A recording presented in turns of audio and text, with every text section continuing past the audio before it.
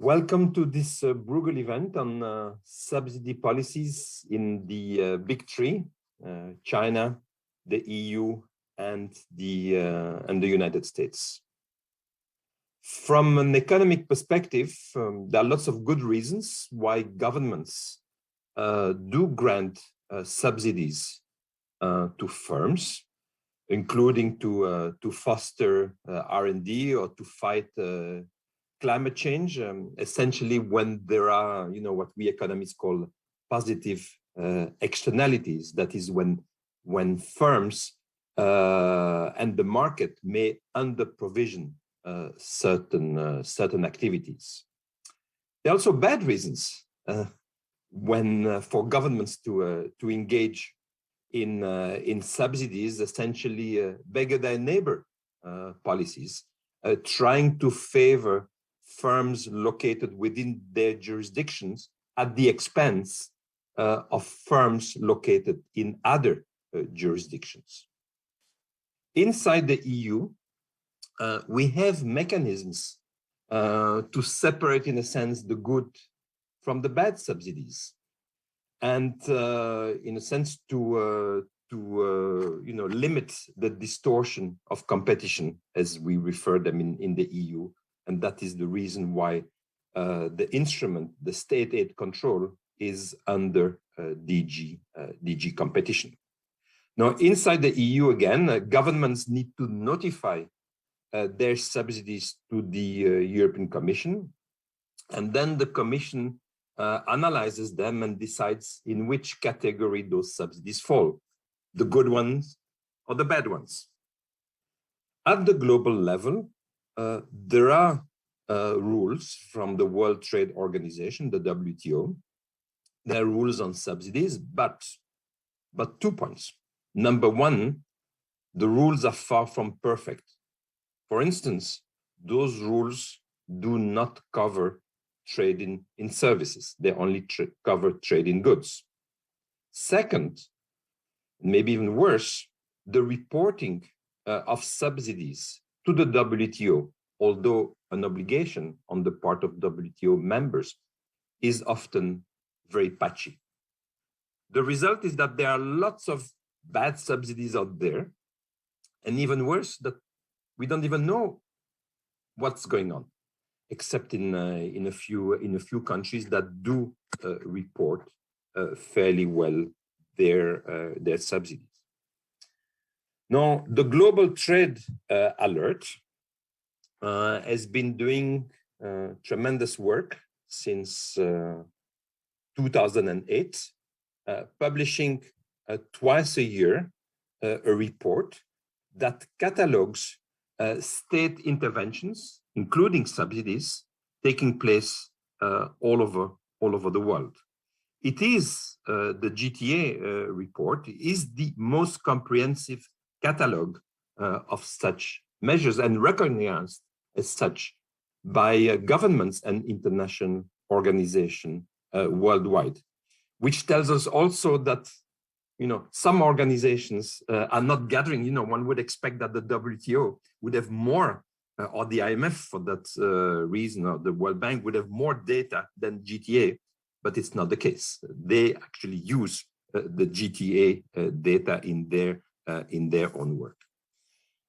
Now, the Global Trade Alert reports are the work of an independent team of researchers based in St. Gallen in Switzerland, and led by Simon Evenet, professor of economics at the University of St. Gallen.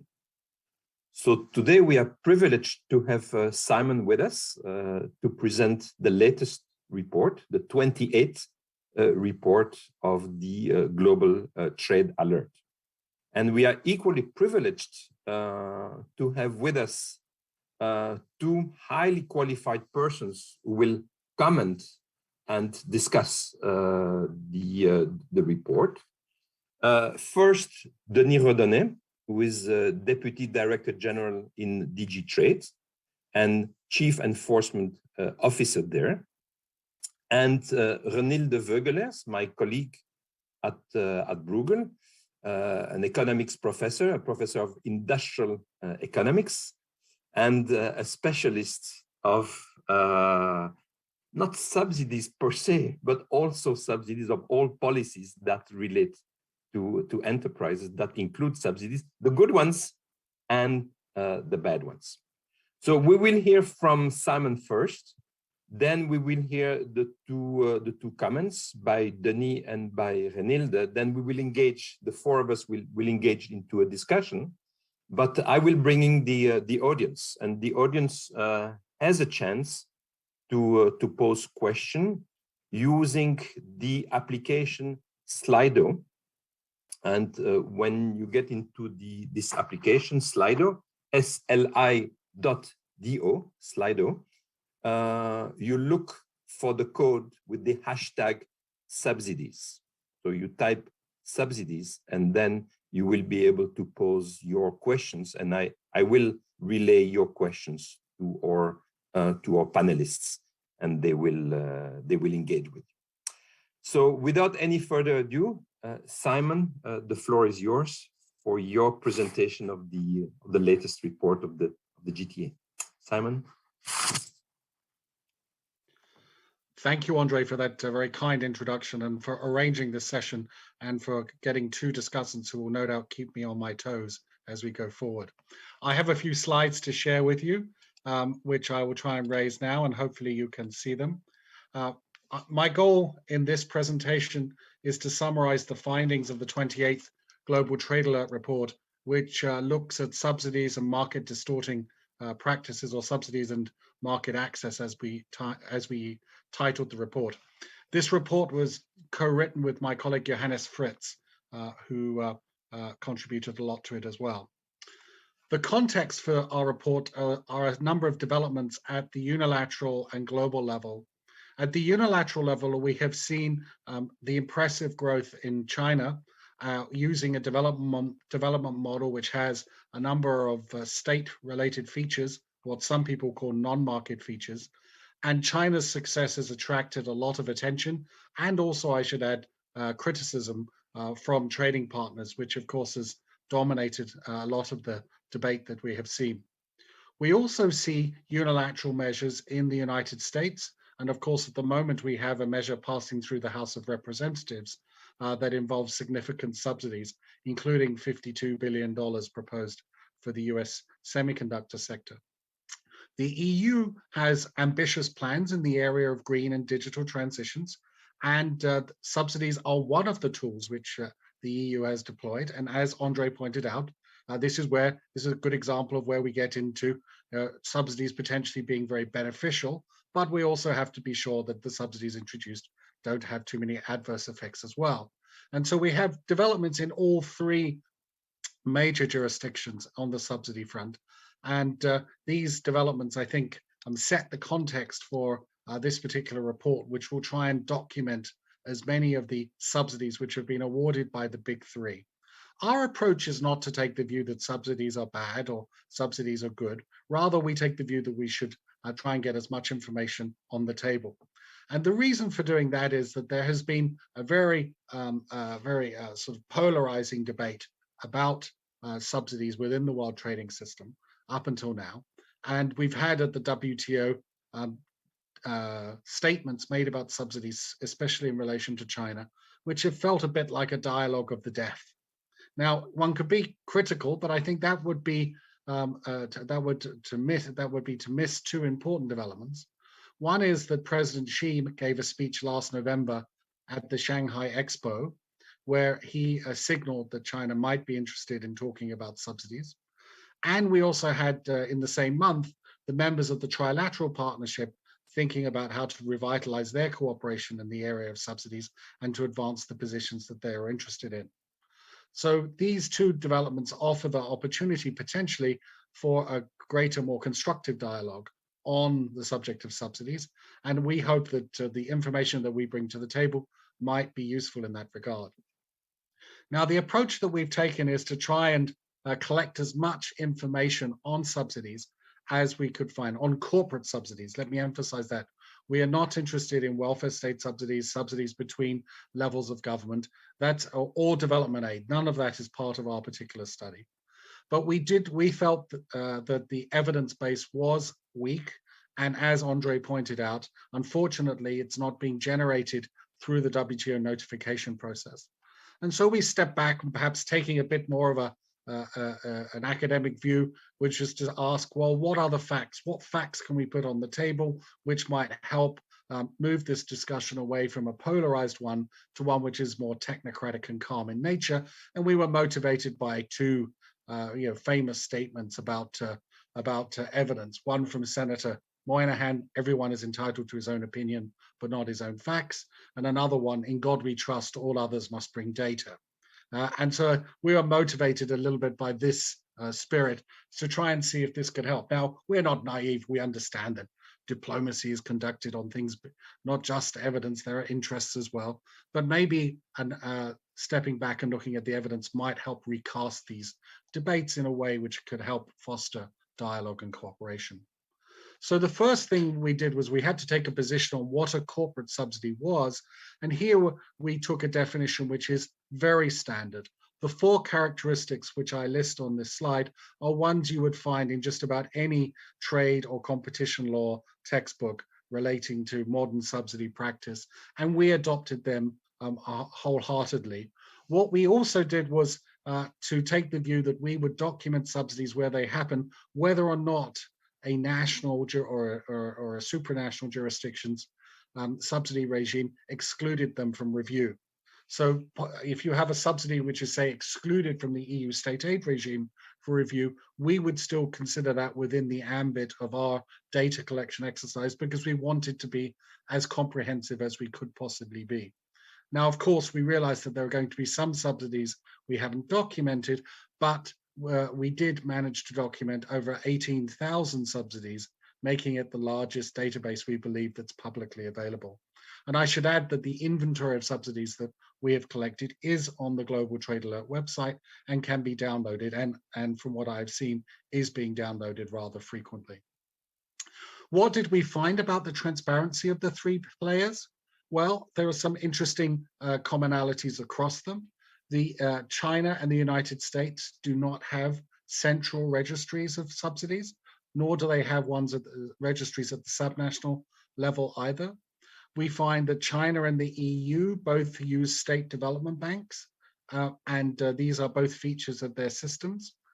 We find that in the case of China, while there may not be much publicly available information on subsidies, there's quite a lot of information that is available through the corporate declarations of companies.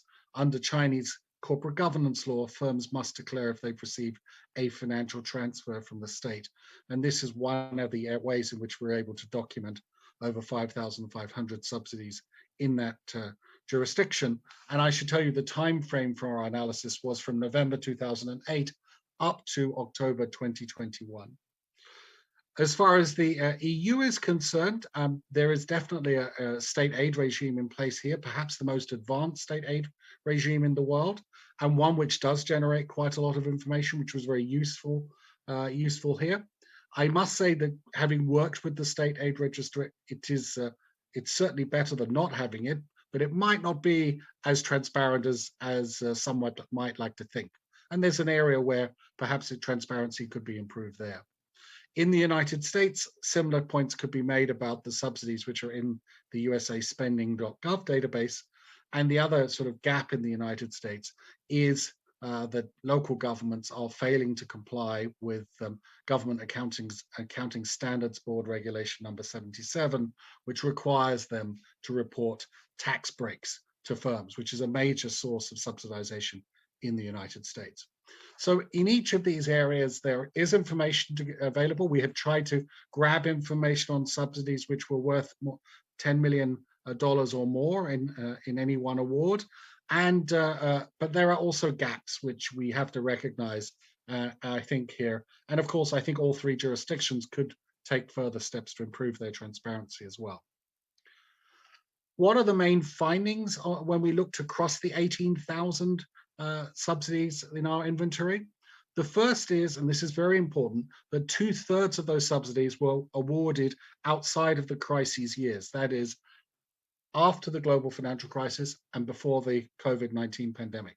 So subsidies are not a crisis era phenomenon only. Second, almost all subsidy awards are increases in subsidies or positive levels of subsidies being initiated. Very rarely do we see subsidies reduced or removed. Third, about a quarter of the subsidies we've recorded were in agriculture. 3/4 were not, and a significant number, I think another quarter or so, were in the service sector, which, as Andre rightly pointed out, is an area which is under-regulated at the WTO and indeed underreported. We found subsidies as it were, a feature of all three development models, or that is, of the development models of all three jurisdictions. So they're not just a feature of any one of them. We found that before the pandemic hit, using the finest grain trade data available, the big three subsidies covered 62% of global goods trade. And we found that state aid to exporters and to foreign investors was also a growing phenomenon. And before the pandemic hit, this covered 25% of global goods trade. And as we'll see on slide 8, there is some evidence which is consistent with, but not necessarily proves, that there are tit-for-tat dynamics between the big three players on subsidies and import restrictions.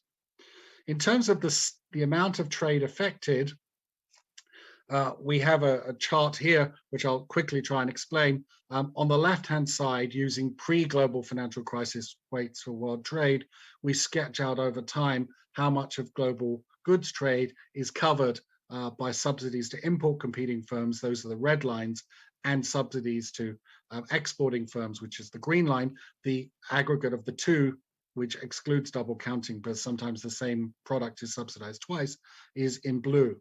Now, when you compare on the left-hand panel across China, the EU, and the United States, all three jurisdictions do cover significant amounts of global trade, goods trade, with their subsidies. But it's clear that when it comes to overall trade coverage, China takes the lead, especially because of its subsidies to exporters. In contrast, the EU and the USA tend to cover more of world trade with subsidies to import competing firms. On the right-hand side, I just have another chart for those who are into the technical details. If you don't like pre-global financial crisis weights for global trade to add all this up, because the world has changed a lot since then, you could use 2019 weights and you get a very similar picture. What the one change is, of course, the share of Chinese trade affected by import competing subsidies has gone up because the share of Chinese economy in world trade, in the world economy, has gone up. But essentially, the main finding applies here is that the subsidies that we were able to document do cover significant amounts of trade. This is not a trivial problem, and it's not a problem which is confined to any one of the big three. When it comes to tit-for-tat dynamics, what we have in this particular table here is the following calculation. For each of the initial jurisdictions on the left, we then calculated how frequently a subsidy intervention was followed by a subsidy intervention or an import restriction in one of the other two jurisdictions. So if you take the top line of this particular table, when China introduces a subsidy,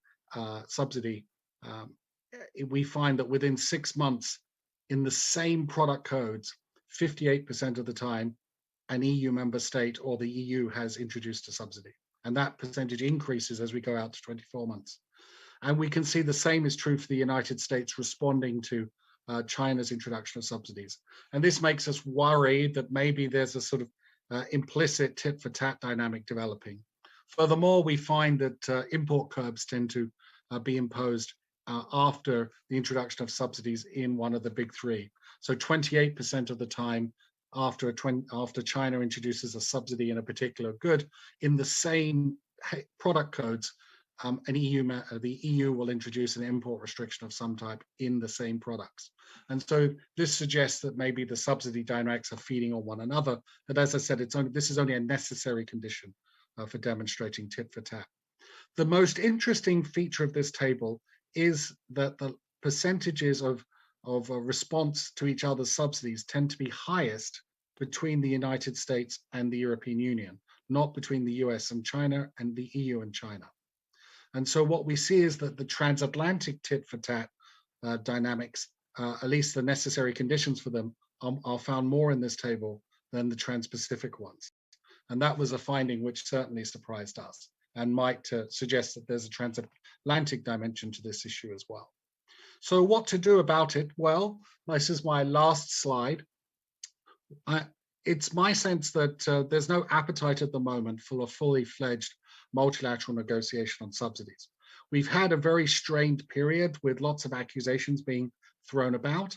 But as I indicated earlier, both the trilateral partnership and President Xi have indicated that they're willing to think again, or at least think anew about this. And so that suggests then that maybe what we need in the short run is an informal policy dialogue which focuses on 4 items. The first is on just laying that on the table, the facts on the scope, form, and trade covered by corporate subsidies. The second item, and this gets closer to what those of us who are trade policy analysts and officials are more interested in, what's the scale of the cross-border spillovers created by corporate subsidies? What's the evidence for that? The third is to recognize that governments will use subsidies to try and promote commercial development, private sector development, and industrial policy. And given that that imperative will remain, how can the subsidies be designed in a way which are effective in terms of their original objectives, but do least damage or less damage to trading partners? And the fourth item to discuss would be the same question with respect to the important transition to the low carbon economy.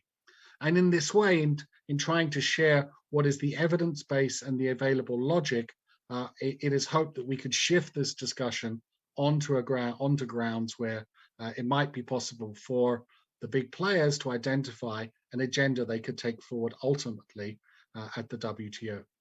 In our view, this dialogue would need to be evidence-based, it would need to be technocratic, it would need to be even-handed, probably even low-key. It certainly can't take place at the WTO at the moment. I think that's not, the time is not right, but it should take place in Geneva, and it should probably be organized by a neutral third party based somewhere in and around Geneva. And so this would be, I think, a way of helping to encourage the big players to start a dialogue on this and move towards some type of agenda for greater cooperation in the future on subsidies. Thank you very much. Thank you, Simon. This was a great presentation. You gave us on the panel mostly a lot of food for thought. If I can just say 3 things, about your incidence rates. I wasn't really surprised. It's good to see that, you know, China first, the EU second, and the US third, in a sense, in terms of your incidence. The tit for tat, I thought, was a great chart, and I'm sure we'll have a lot of discussion about that. And then what to do, and you know, what to do at the WTO, what to do near the WTO. I wonder whether St. Gallen is close enough from Geneva, but I'm just kidding there. Okay, so lots of material, lots of facts and ideas of, you know, what to do about them. So Denis, the floor is yours. You are not from DG Comp, so you're from DG Trade. As I said, you're the Deputy Director General, and you are the Chief Enforcement Officer as well. So you're not dealing so much with our subsidies and, you know, what we do inside, but other subsidies, and, you know, what is the EU doing about that? And what is the EU thinking of doing? I mean, the EU is part of the trilateral, and just to remind the audience, the trilateral that Simon mentioned several times means the United States, Japan, and the European Union, that have been talking quite a lot for the last few years, basically about China, never naming China, but always about China, really. And one of the main topics there has been indeed industrial subsidies. So Denis, you know, what is the EU? What is the Commission up to in this space? Thanks very much. Thanks for having me in the conversation. Let me just maybe then do two things. React a bit to the material that Simon is bringing to the table, and then perhaps move on to indeed the question of how we see the question of the international rule book on industrial subsidies in particular, where we think that indeed there is here a gap and an issue which is very central to global trade and investment issues today, and which is one of the most difficult challenges probably to the international trading system. I think it's in the light of that, it's very interesting to have the evidence that Simon is bringing to the table through the inventory, precisely because it is something that, after all, can help to support a more evidence-based conversation about this issue, which is needed, about the issue of government support in the economy more generally. In our view, specifically about the question of industrial subsidies, of course, although of course we recognize, and the data shows this, that, for example, there is an unfinished business in terms of the global trade rule conversation about trade distorting support in agriculture.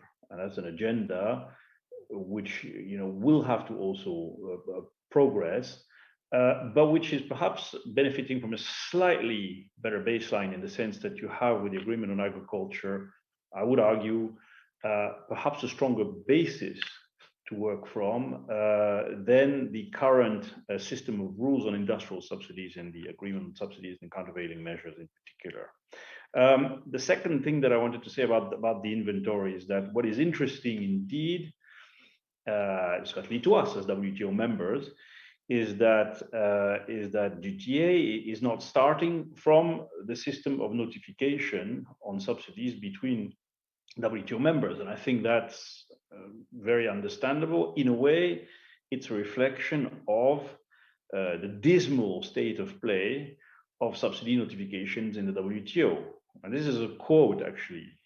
This sentence, I checked, it's a quote from the trilateral ministerial statement referred to this process of January 2020. So certainly the US, Japan, and the EU are very focused on this underlying fundamental problem that we have with the current system of disciplining of industrial subsidies in particular, and that in itself has to be tackled by way of probably by way of priority. But I think that the other reason why it's interesting that you do not start from the WTO notifications, that in a way, by doing that, you also approach the question of subsidies a bit differently. You allow, perhaps, in the conversation to take a more of an economic look on the issue of subsidies, not just a narrow legal look at the issue from the point of view of compliance with existing rules. That I find myself personally interesting and necessary, because there are different ways of looking at the question of subsidies in terms of efficiency or in terms of harm. And I think that the broadening of the potential conversation is not uninteresting, even for the policymakers that are involved in the state-to-state relations in the WTO. And finally, the transparency in this area is going to be useful, not just in terms of compliance with existing or future disciplines, but it is, after all, a necessary component for a deliberation. And you call for this in the report, and that's certainly something which at this stage we very much, I think, agree to on the EU side. There is a need for a more open deliberation about the question of subsidies, above and beyond the question of compliance with existing discipline. Now, the other thing which I find interesting, of course, is that the data shows that the issue of the prevalence of subsidies is not per se an issue of underlying economic model. Prevalence and incidences, indeed, in the three jurisdictions as you document them. There is evidently something that has been happening over the recent past, which is a combination of the pandemic, the issues of government support in the context of the recovery from the pandemic, and the transition, in particular, the transition towards decarbonization of the economies, and to some extent also the digital transition. Now, all these elements probably indeed are subject to various forms of market failures that justify government intervention. In some cases, there's a lot of government support that has gone, which is not firm or sector specific, certainly in the pandemic. But there will be more specific types of support coming through linked to these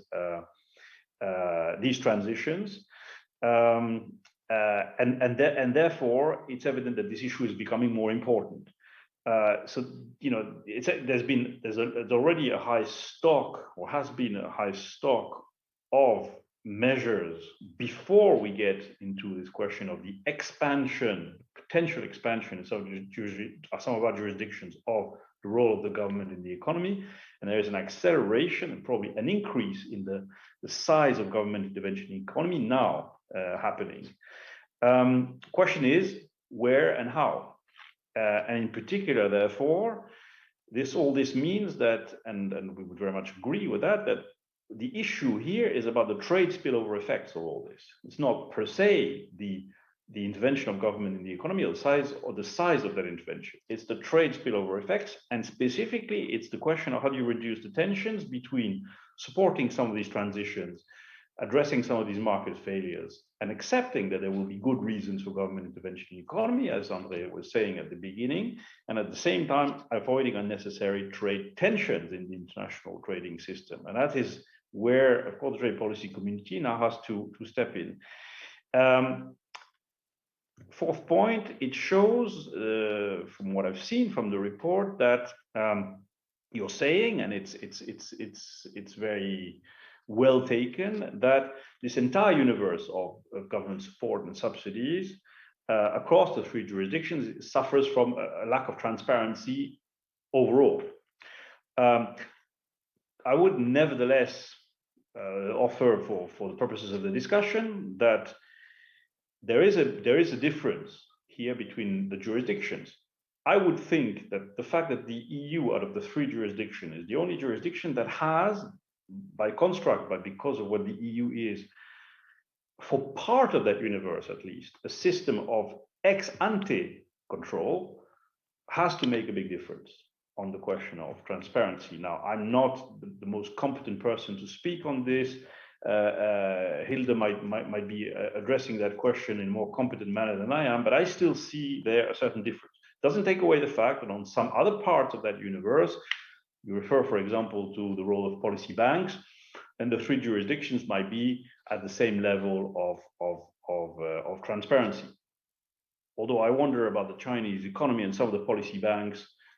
In the case of China, I'm thinking in particular of Chinese development banks on the export support side.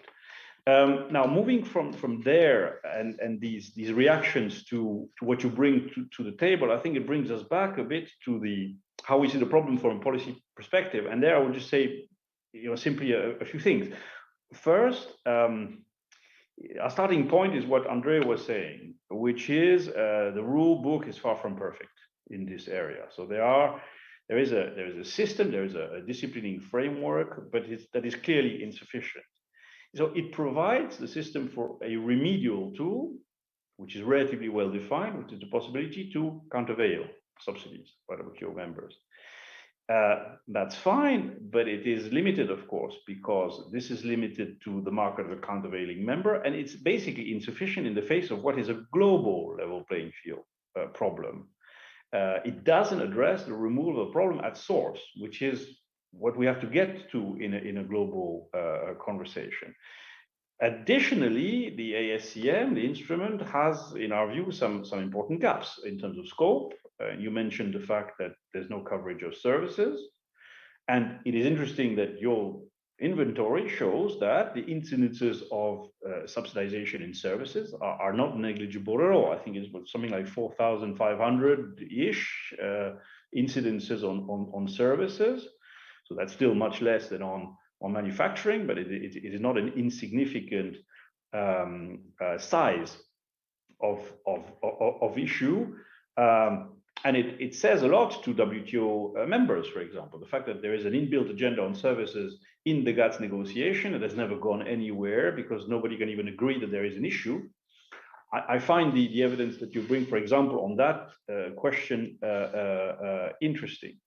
The remedies, of course, are prospective only in nature, are prospective only in the WTO system.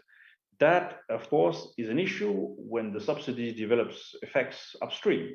So there are fundamental limitations, I think, in terms of the system as a disciplining tool.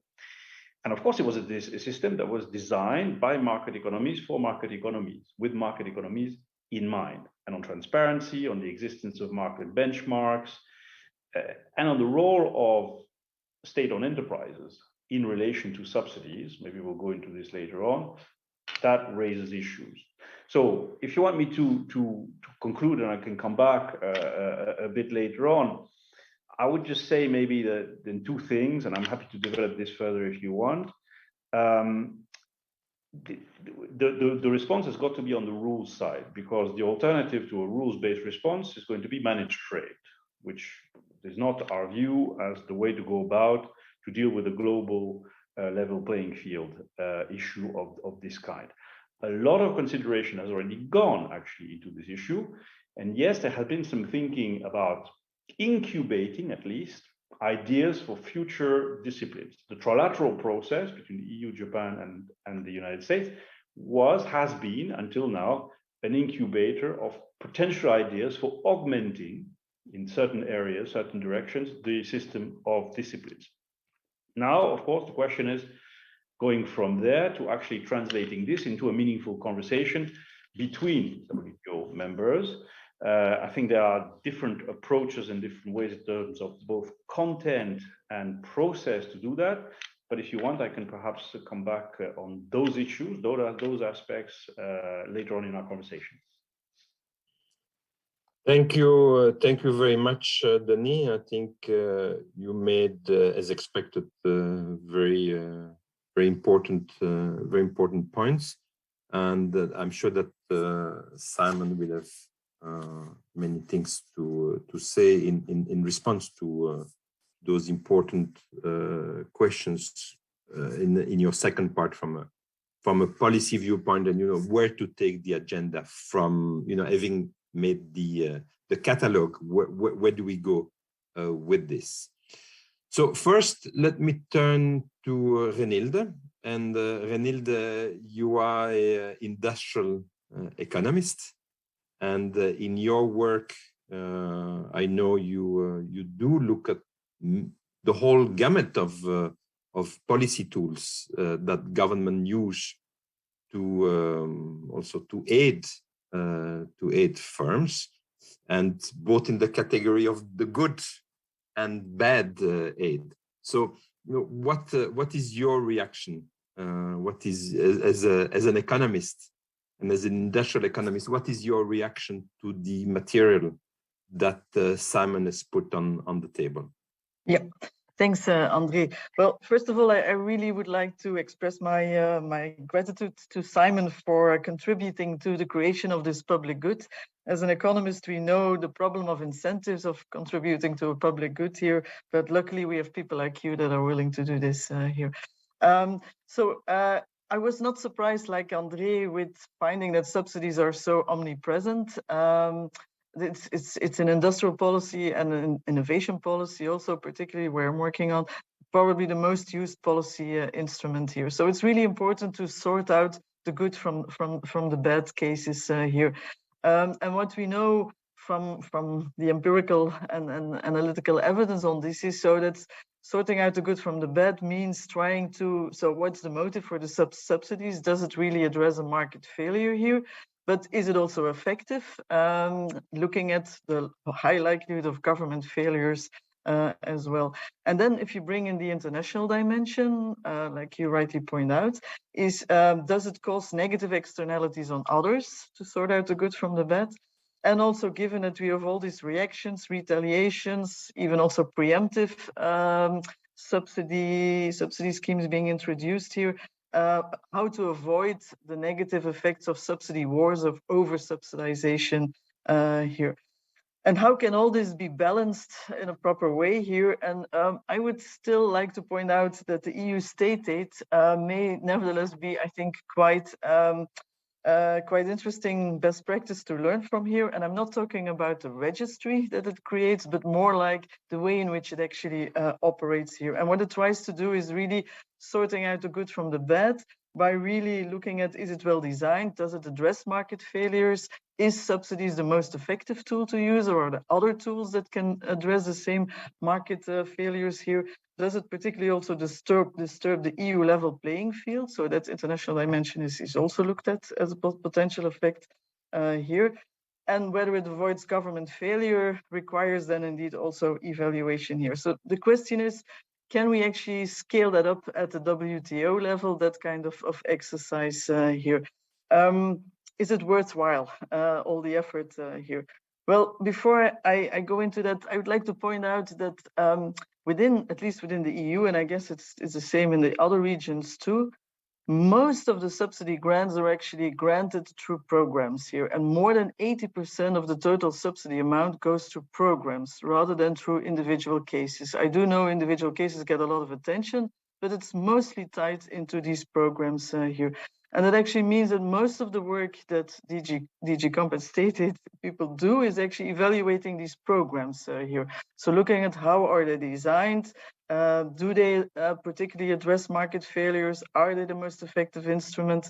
But also, what also is important is in terms of getting empirical evidence on whether they work or not is they also need to be evaluated. They need to have an evaluation strategy in place, and the programs only get permission if they have this strategy in place, and in case of renewal, they have to really show also that these evaluations show the positive effect. So they really bring in a lot of evidence to see whether indeed these subsidies, which might be well designed, also work and avoid government failure here. So they bring in a lot of methodologies, and you can also, so what DG Comp also puts a lot of effort in is trying to make sure that the methodologies with which these subsidy programs are evaluated are really state of the art, so that you can really identify causality here.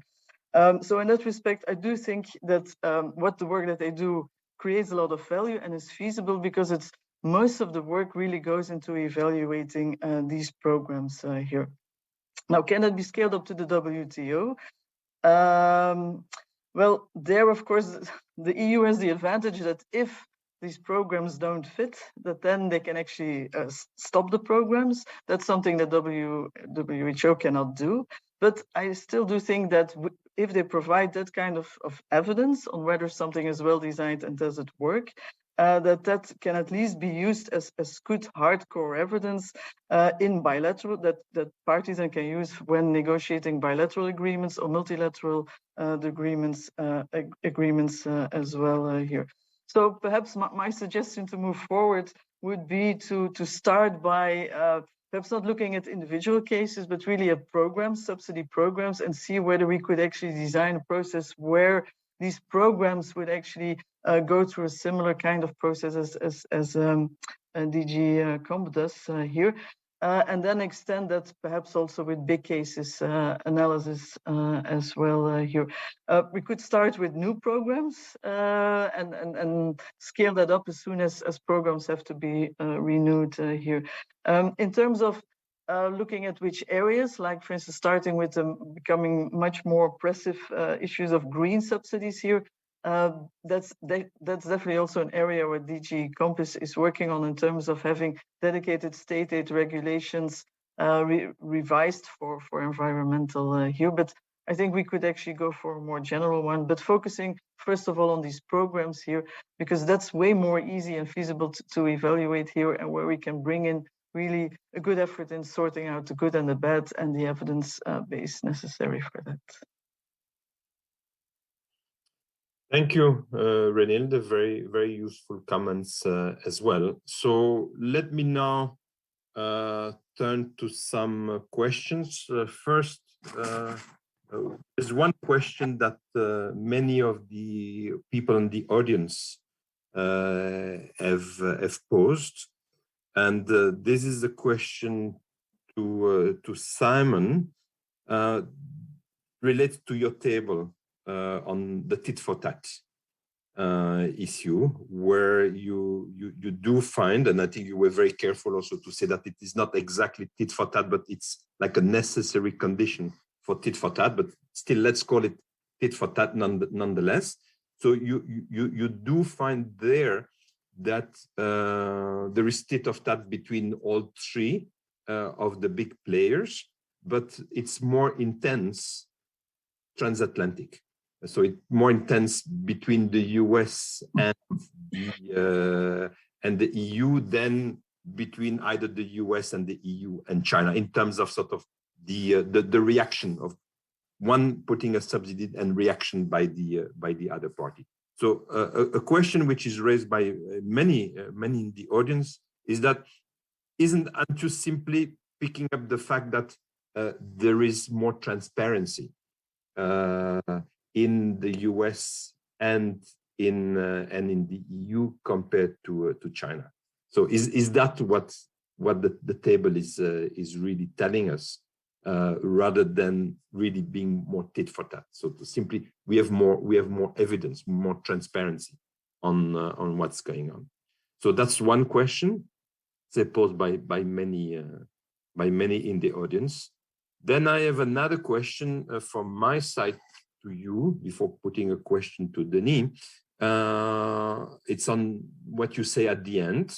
I think it makes a lot of sense, sort of having first, before we can envision negotiation. And I think the evidence that you provide there, especially with the tit for tat, would lead the parties to want to engage into negotiation, right?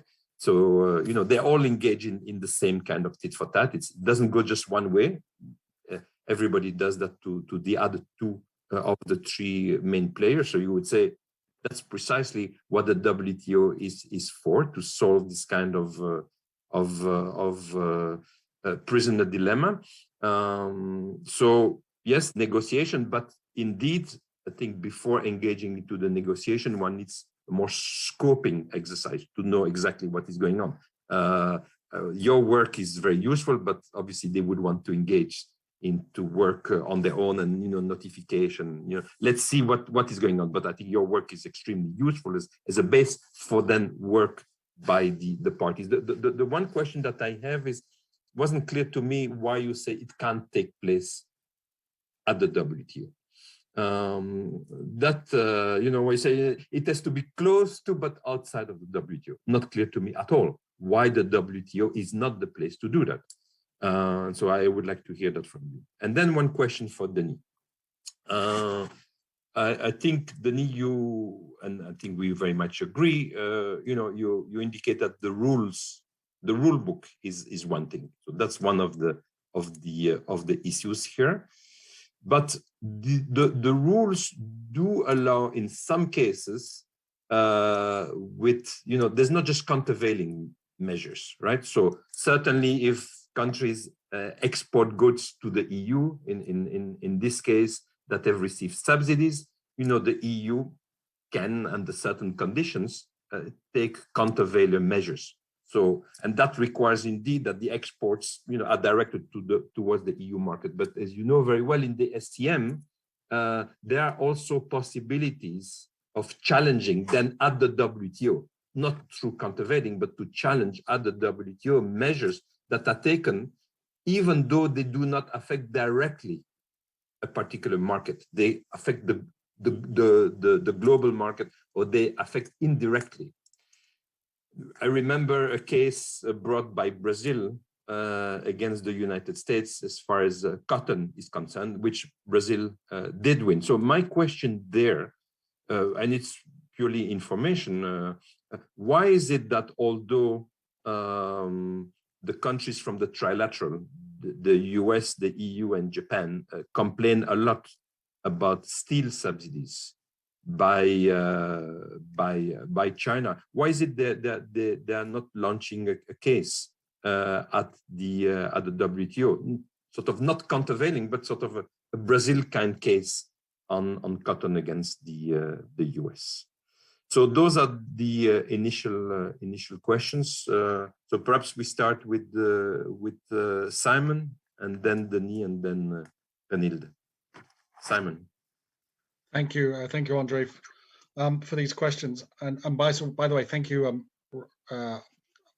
Denis and Reinhilde, for their comments. I thought they were very fair assessments of what we've tried to do here. Let me pick up on one comment which I think Denis made. I think ultimately the landing zone has got to be, we want to have better rules at the multilateral level. The question is how to get there, especially when we've had such a fractious few years where, or as I politely put it earlier, a dialogue of the death on this subject. We need to somehow get the conversation to a point where we can talk about what the issues are before the negotiators get into the important question of shaping new rules, which I think is ultimately what we want to see. So I just want to be very clear about that. The other point, to build on what Denis said, I think what's interesting in our report is just how much you can document of subsidies from either official support sources at the national level or company mandated, legally mandated corporate statements. And I wonder whether the notification procedures to the WTO should be augmented by information that can be acquired through those means too. You know, and I think that's a question I would put on the table in terms of how to make the trading system more transparent. That segues very nicely to Andre's first question, which I suppose the gist of this is, well, maybe we don't see so much tit for tat with respect to Chinese subsidies because we can't spot them in the first place. I would say two things. First, when I look at the enormous amount of effort the US government has gone to trying to document Chinese subsidies in their counter notification efforts, I think that information has been acquired and could well have provided the basis for tit for tat. So I don't think the idea that the subsidies are hidden is a particularly compelling argument.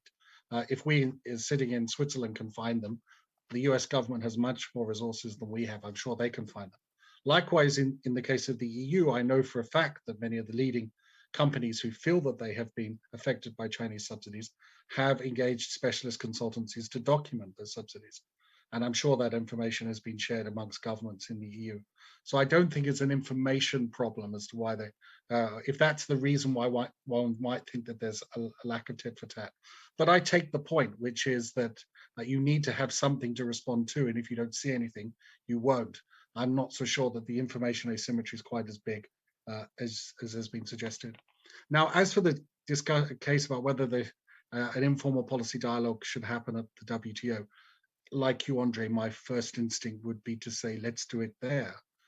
But I think we've seen with all the troubles we've had with the plurilaterals, just getting discussions going on plurilaterals at the WTO in the last few years, that if this issue were raised now in that form, I think it would probably be vetoed by some WTO members. So instead, I think the right thing to do is to have a process near the WTO, and I literally mean within Geneva, not 4 hours away on the train in St. Gallen, in Geneva, where missions to the WTO can attend, all of them, not just a few. So a relatively open, at least a process whereby people can find out these facts, and then subsequently, I suspect small groups of WTO members may get together and decide what they think about, begin hashing out what they think about this, and then the issue migrates back along the Rue de Lausanne to the WTO. I see it as a short-term process which takes us back to where we want to think, where this issue should end up. Thank you. Thanks. Denis? Well, you're absolutely right that the aim here, and ultimately what we want to get to, is to be able to tackle the problem at source, not simply to balance it out at the border. So you're absolutely right. The core of what this should be about going forward is augmenting a set of disciplines which give the possibility to members to challenge efficiently in the WTO system subsidies that are generally a problem in the international trading system. The problem, why is this not happening? Because in a way, the bar of actionability, here defined in a more generic manner, is just too high. And that is the problem we're facing. So from our point of view, the direction of travel is to go towards most probably plurilaterally at first, simply for some of the reasons that Simon has evoked, towards an agreement which is going to look at this issue of competitive neutrality, which includes subsidies, but probably goes beyond subsidies, and which has a number of components that are necessary to be able to go to the problem at source. One is enhanced transparency. It is necessary. With the current level of transparency, compliance cannot be seriously achieved. That means probably introducing in some way consequences for non-transparency inside the rules system. Second, lower this bar of actionability for certain types of subsidies that are manifestly particularly harmful. And we know that this is the case today. There are problems with respect to below market financing in various forms that are particularly egregious, and there is a zone of subsidization which is directly linked to the generation of overcapacities. Now, these are areas where probably there has to be some sort of a ratcheting up of the actual applicable disciplines. This is documented in some sectors, and it also links to the question of evidence. There are ways of measuring, and the OECD has done that in certain sectors, I'm thinking, for example, of the aluminium sector, globally integrated and traded, where it is now evidenced, and I think in a way which is not substantively rebutted, that the majority of Chinese firms operating in the sector of primary aluminium and active internationally have been subsidized to the tune of 15 to 20% of their overall turnover, which is a massive level of subsidization. So there's a scale and scope issue here with particular egregious forms of subsidization. And there on those, there's a question of lowering the bar of sustainability, of actionability. But on the other hand, we also ourselves are coming to the view that we do have to also address the question of sorting the good from the bad. And in our view here, probably that's going to require the key WTO members involved in this, one way or the other, to re-examine the relationship between subsidies and environmental sustainability. And therefore to rethink the concept of a green box, in effect, a green box. And that is going to be, in our view, has to be part of the conversation. But for that, there are many, of course, conditions for this to succeed. And it's true that it's not going to be easy to do this inside the WTO because you need a minimum normative consensus about what you want to achieve. And in particular, on this question of sorting the good from the bad, you need to have, in any conversation of this kind between WTO members involved, principles of balance and fairness in terms of how the agenda is constructed, and therefore that's why it has to be very specifically focused on trade spillovers. And you need to have a system where there is enough trust for it to work at the end of the day. So that means a system that ultimately can be properly monitored and enforced. And that's why, from our point of view, it means at some point finding a way to embed this in the WTO construct, even if plurilaterally. It's one type of issue. And secondly, of course, there is a link here with another aspect of WTO reform, which is the link to the WTO dispute settlement issue. And these things are going to have to evolve if they're going to make progress in parallel. Thanks, Denis. You did not answer my question. I'm sorry to say. Because the bar of actionability today under the existing ASEM is simply too high to be able to effectively tackle situations, and I've given the example of aluminium. We have not taken a case because there are issues relating to how the bar of actionability is constructed under the ASEM today, which have made it, for the time being, not possible for either the EU or the US to mount a WTO challenge, even though, as I said, we have evidence of that kind of subsidization on this scale. Now, therefore, it means that there is a problem. There is a problem with the way the system of disciplining is constructed. That is clear. Thanks. I had not fully understood. My fault. Renilde. just very quickly, because we're running out of time here. Yeah. So I also fully agree that we need a rules-based approach here, and particularly to sort out the good from the bad subsidy case here. I would still like to argue that DG Comp and the EU actually has progressed the furthest in providing a framework and also a way of how to bring hard evidence to do this sorting out. So that framework only needs to be scaled up, not only at the EU level, but also assessing any negative externalities at the world level here. So and the way to progress could then actually be to really bring together the three most important players, like Simon was also already suggesting. But if that also doesn't work, then perhaps the EU should play a more lead role here, trying to really in its bilaterals or multilaterals, and perhaps particularly starting with the bilateral with the US, as there is a lot of tit for tat going on here, is to try to at least in those bilaterals try to see whether it can bring its framework scaled up to the EU, to the international level, also to bring to the floor having that used by the bilateral trade partners that it's negotiating with. Perfect. So let me just put a few words in conclusion. First, again, to thank Simon, not just for today's presentation, but for the work over the years of the GTA. I mean, it is no doubt a global public good, and making an important contribution. I do wish that at some stage, indeed, the WTO becomes, or the rules at the WTO become capable of having countries notify in a more systematic manner. I thought it was an interesting suggestion that Denis made, sort of the enforcement of the notification obligation, and that would require some kind of change in the rules.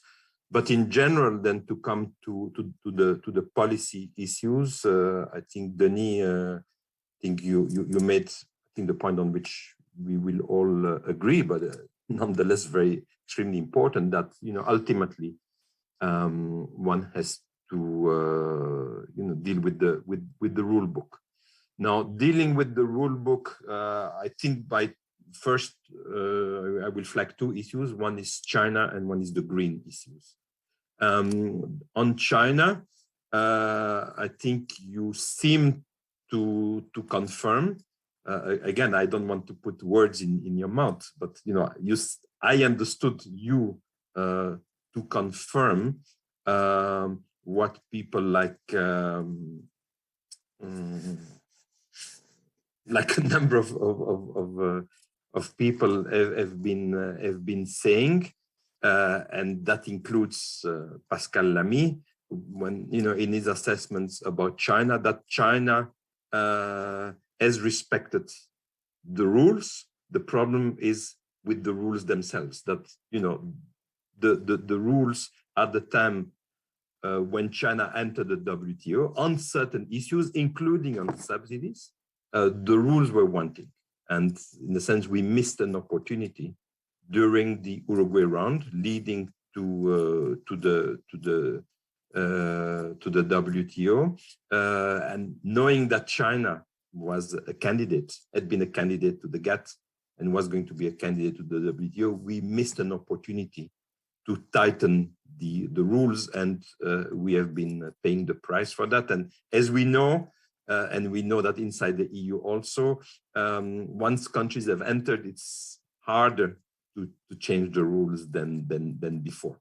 Nonetheless, I think this is important. So I don't think on aluminium, for instance, you were not saying that China was violating the rules, that the rules do not allow to challenge behavior. That's what I understood you saying. Again, if you don't agree, I mean, it's me who's saying that it's not you. But the second point, which I think looking forward and beyond the EU, China, and the US on the issue itself is the green, is the climate. I think this is indeed the huge challenge in front of the international community on how, on the whole extent of the rules, but in particular in the area of subsidies, how to deal with the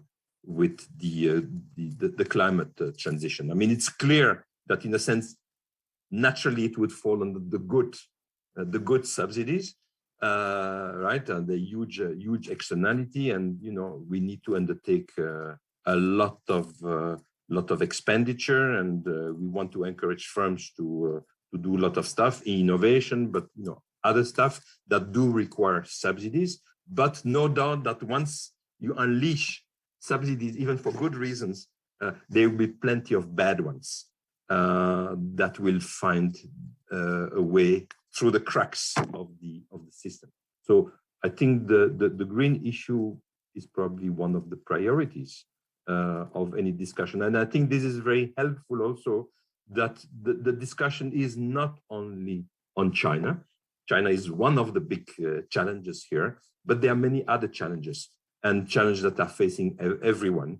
And I think that sort of seems to indicate that there should be some appetite, at least on the part of the big three, for some kind of a process. And again, I still hope that this process can be within the walls of the WTO. They don't need to be, across the street in some other venue.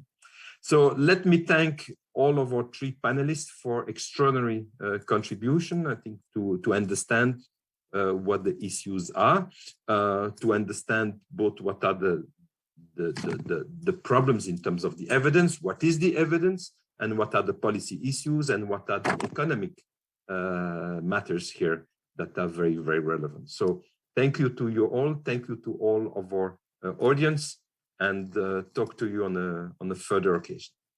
Bye-bye, and thank you. Thank you. So can I ask Dennis? No, we are closing. No. Oh, we're closing. Oh. We are closing this. Ah.